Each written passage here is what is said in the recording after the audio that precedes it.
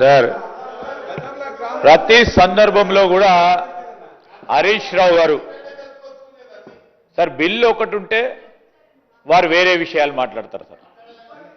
ప్రజలను సభను ప్రకదారి పట్టించే కార్యక్రమం చేస్తారు వారికున్న అనుభవం ద్వారా.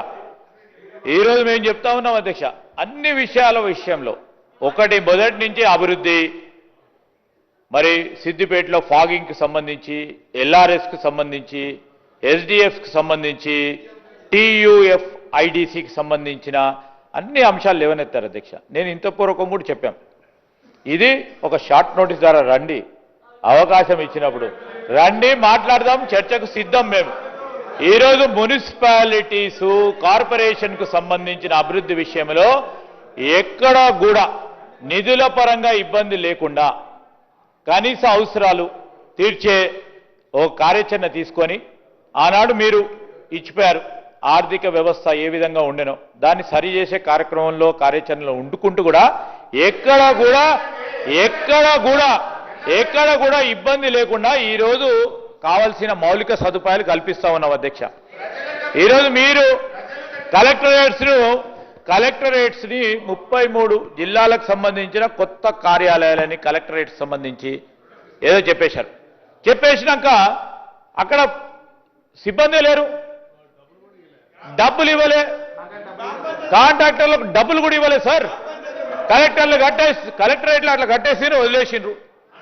మేము మా లెగసీ, మీ లెగసీ మేము తీసుకోవాల్సి వస్తుంది, తీసుకున్నాము, డబ్బులు కట్టేసినాం. సిబ్బంది ఈరోజు గ్రూప్ 1 కానీ, గ్రూప్ 2 కానీ, గ్రూప్ 4 నియామకాలను కూడా పూర్తి స్థాయిలో ఈరోజు దాదాపు 65 పైచలకు ప్రభుత్వ ఉద్యోగ ఖాళీలను భర్తీ చేసి కొత్త ఉద్యోగాలు ఇచ్చి నింపుతా ఉన్నాం అధ్యక్ష.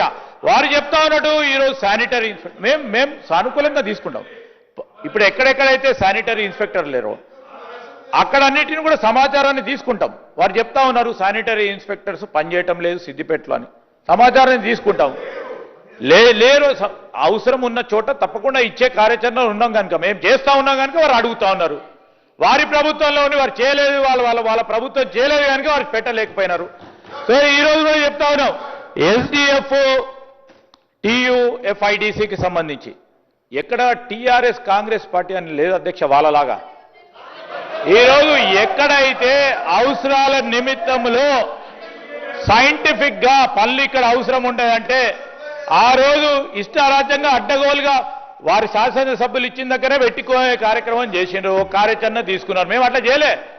సైంటిఫిక్ గా ఈ ఫలానా నియోజకవర్గంలో ఆందోళన నియోజకవర్గం గత 10 సంవత్సరాలుగా అక్కడ మున్సిపల్ నిధులు ఇవ్వలేదంటే తిరిగి అక్కడ నిధులు ఇవ్వాల్సిన బాధ్యత మా పైన ఉంటుంది. అక్కడ ఆ విధమైన కార్యాచరణ సైంటిఫిక్ గా ఒక డెసిషన్ తీసుకోవడం జరిగింది. నేను గౌరవ సభ్యులకు కూడా తెలియజేస్తా ఉన్నా, ఈ మున్సిపాలిటీకి సంబంధించి ఈరోజు అభివృద్ధికి సంబంధించిన అంశం విషయంలో ప్రతి మున్సిపాలిటీస్, ప్రతి కార్పొరేషన్, మున్సిపల్ కార్పొరేషన్కి సంబంధించి అక్కడ త్రాగునీరు, సాగునీరు, సీవరేజ్ సిస్టమ్, త్రాగునీరు, సీవరేజ్ సిస్టమ్, అక్కడ ఆ ప్రజలకు సంబంధించిన కనీస అవసరాలను తీర్చడానికి వారు ప్రణాళిక లేకుండా, ఒక సైంటిఫిక్ అప్రోచ్ లేకుండా కొత్త మున్సిపాలిటీస్ ఆనోడు మరి ప్రకటన చేసి ఇప్పటి వరకు కూడా ఏ గ్రామ పంచాయతీలు ఏ విధంగా ఉన్నాయో అదే విధంగా ఉండే దుస్థితిలో ఉన్నాయి.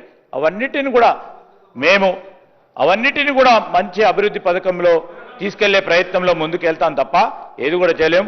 ఈ బిల్లుకు సంబంధించి ఈరోజు సంగారెడ్డి జిల్లాకు సంబంధించి మరి కొత్త మున్సిపాలిటీకి సంబంధించిన అంశం విషయంలో కొన్ని గ్రామాలను కలుపుతూ పరిధిని పెంచే కార్యక్రమంలో మీరేం సలహా సూచనలు కూడా ఇవ్వలేదు. దాని విషయంలో మిగతా అంశాల విషయంలో చెప్పడం జరిగింది. మరి వారికి ఇచ్చిన అవకాశాన్ని వారు 10 నిమిషాలు మాట్లాడి చెప్పారు, ఉపయోగించుకోలేదు అధ్యక్ష.